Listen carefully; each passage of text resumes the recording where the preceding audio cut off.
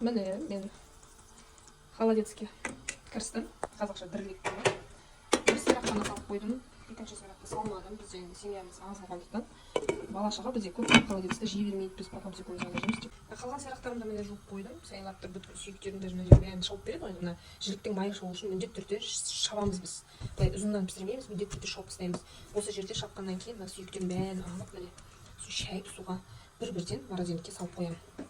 Бір-бірден салып қойғаннан кейін кез келген уақытта мен холодец жеген келген уақытта бір-бір сирақтан пісіріп тартып холодец жасай аламын. Міне холодеціміз осындай болып қайнап жатыр. Міне көрдіңіздер ме, жіліктің ішінен міне майы шығып жатыр. Міне аударып қайнатып жатырмын. Тек қана тұз салып қойдым. Қазір пісіп қалған моментте тағы да салатын лавровый лист саламын, сосын бұрыш, чесногын әбден араластырған кезде ше мына сирақты тартып алғаннан кейін сорпаны тағы бір қайнатқан кезде салып. Әзірге осылай міне тұзды суда тек қайнай береді осылай ет сияқты. Так, енді қыздар, бұл түнгі шабыт деп аталады. Міне мен сирағымның пісіп болғанынша уже түнгі сағат 10 болды. 3-4 сағат анық қайнаттым ше. Негізі жас мал, бірақ дегенмен мынаның бәрі енді кәдімгі бабымен піссін деп дұрыстап деп қайнаттым. Енді мен мына чесноктан бұл чесноктың бәрін салмаймын, 2-3 суточка саламын. Енді біз папамыз бұрыш жақсы көреді, бұрышта болған, сондықтан да дұрыс бұрыштан салайын деп тұрып. Сосын бәрін қайтадан саламын да ұсақтап турап. Менде қазір мисровка болмай тұр. Сондықтан ұсақ қылып турайын да сорпасына бір қайнатып мына ыдысқа қайтадан құя қоямын.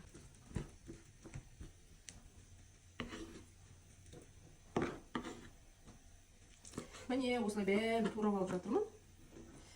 Сосын сорпасына салып, сорпаны сүзіп алу керек. Өйткені бұл жілікті шаққасын жерде сүйектері түсуі мүмкін. Мен енді барынша жуған кезде алып тастадым ғой, бірақ дегенмен сақтықта қорлық жоқ. Сүйектерін бәрін сүзіп аламын да, сосын қайтадан сол кастрюльге құйып, тек бір бүлкілдетіп қайнатып аламын. Осының бәрін саламын да.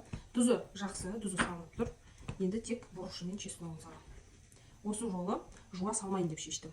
Былтыр енді жуа салғаным маған ұнамады, сондықтан биыл жуа салмайын деп тұрмын. Кейбір адамдар енді морковь салады, ішіне тағы бірдеңе салады. Енді біз ондай көп андай салғанды ұната бермейміз. Біз даже көп қою болғанды да ұнатпаймыз. Андай мөп-мөлдір сұйық емес. Ішінен мякіті аз болғанды ұнатамыз. Қатты көп болғаны ұнамады, былтыр мякіті көп салғанымыз.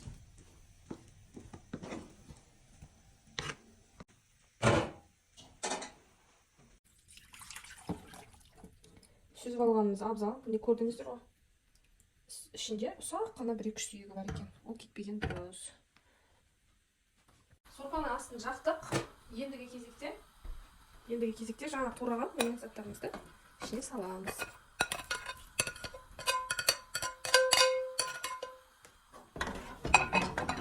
Осылай қайнатамыз. Сәл бір 10-15 минут күтіп қайнатамыз. Болды. Холодеціміз дайын болды. Осы ыдысқа құйып, салқын жерге қойып қоямыз. Таңертең бұл дірілдеп, әдемі қылып тұру керек. Мен жаңа ана салған қызыл бұрышымда аздау көріп, негізі дәмі кішкене шығып қалмаған сияқты. Мынадай кәдімгі ұнтақ қара бұрыштарда салып жібердім, дәміне қарай салсаңыздар болады. Ал міне, та-дам, таңертең дәмін көреміз бұйырса. Қыздар, міне менің холодецім кеше түнде сағат 11-дің шамасында ма піскеннен кейін қатып тастан, міне қараңыздар. Турадым мен. Тартқан жоқпын, турадым. Ішінен міне холодецтің жаңа несін көрсетейін сізге. Мякітін қалай орналасқан.